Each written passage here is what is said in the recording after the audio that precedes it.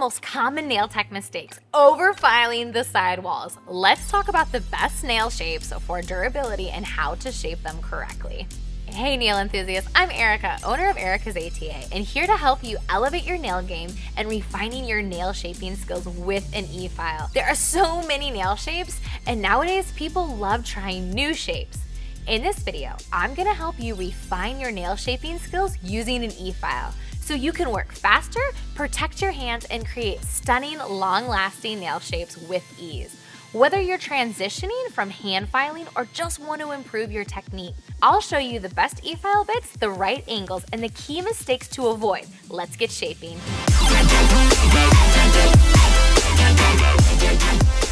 Choose the perfect nail shape.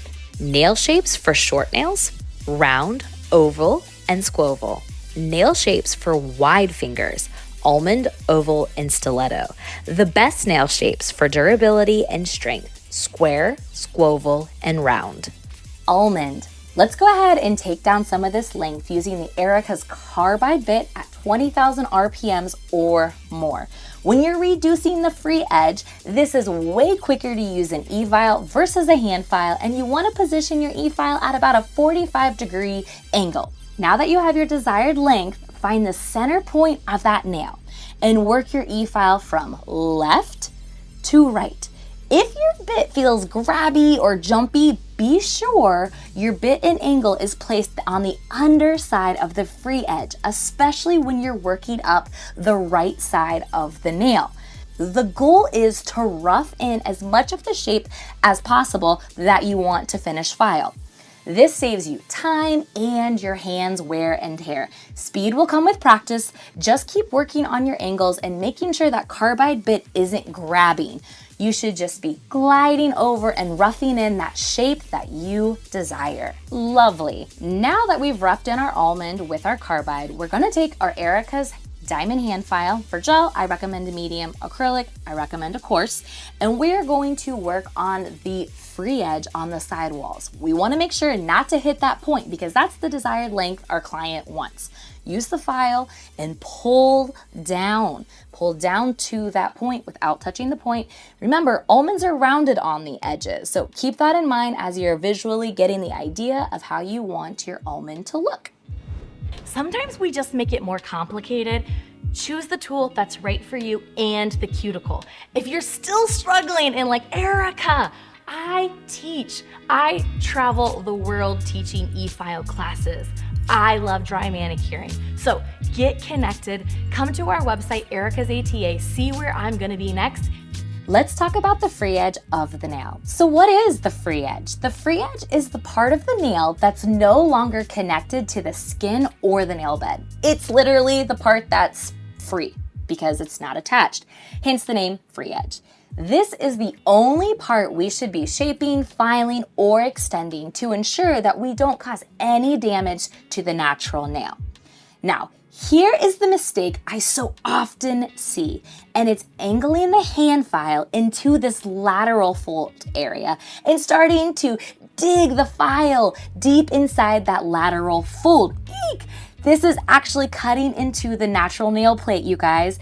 And this is a big no-no. As it grows out, you're gonna see this ugly, wonky shelf thing, or it could also be a notch in the sidewall. This is happening because we are weakening the actual nail itself, which can lead to splitting, and over time, it can cause long-term damage to the lateral fold, which is so important for the nail to grow out healthy.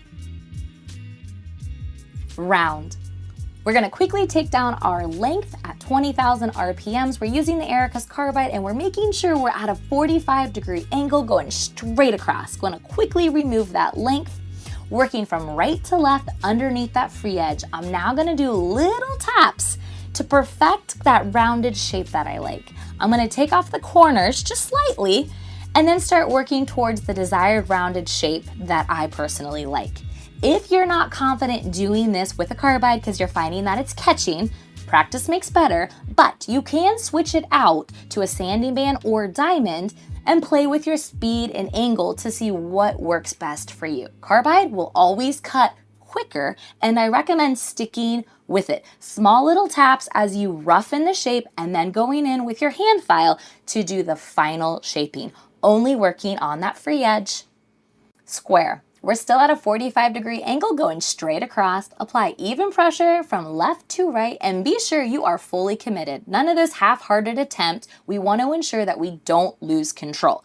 Take your opposite hand and gently apply pressure between your thumb and your index finger to just help stabilize the finger. If you want to take your square nail and turn it into a squoval, all you're going to do now is tap out those sharp edges and just round them off. Once you have the desired look, take your hand file. I'm going to be honest with you though. It is going to be harder to take a round nail to a square nail because it's already been tapered due to the previous set being round. So if you like a straight edge, you're just going to have to give yourself a little bit of grace here. But be sure that you look at the nail from different angles. This is checking the symmetry. Flip the client's hand up, allowing you to see how straight or even both sides are.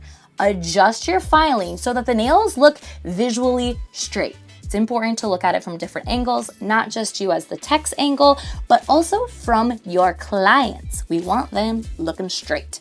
Finish filing. Once you have your shape, but you see that, hey, she's looking a little top heavy, a little muffin top. Instead of using a hand file, switch to your Erica's flip cylinder. Run it at about 15,000 RPMs, give or take, depending on the product, and thin out the product's sidewalls, working from side to side and pulling it down towards the free edge point. We don't want to file from that point because we already have a really nice almond point here. This is the length our client wants. So we want to pull those sides in and really just shave down that muffin top. Be sure that you do not touch the center, right where the product is in the middle. That is our structure and our support. We don't want to mess with that. We just want to shave down those edges so that we have a tighter look. And that's it, you guys. If you see right here, you see some of that chalkiness as I wipe it, the chalkiness, that is where you want to file. So in this case, to keep that almond shape, it's a V, but we also got to remember it's an almond. So remember, it kind of has that rounded point as well. It's not a stiletto. So hope you found that helpful. When it comes to elevating your nail game, we want you to be in for the long run. Your physical health is critical to having a long career as a nail tech, and that includes ergonomics. Imagine hand filing 7 hours a day, 5 days a week for over 20 years. That's a lot of wear and tear on your muscles and joints and bones. Oh my! So save yourself and use an Efile as much as possible. Now, it's your turn to like, subscribe, and join the community for more tips. Here's a video that YouTube thinks you like, and here's another video that I recommend.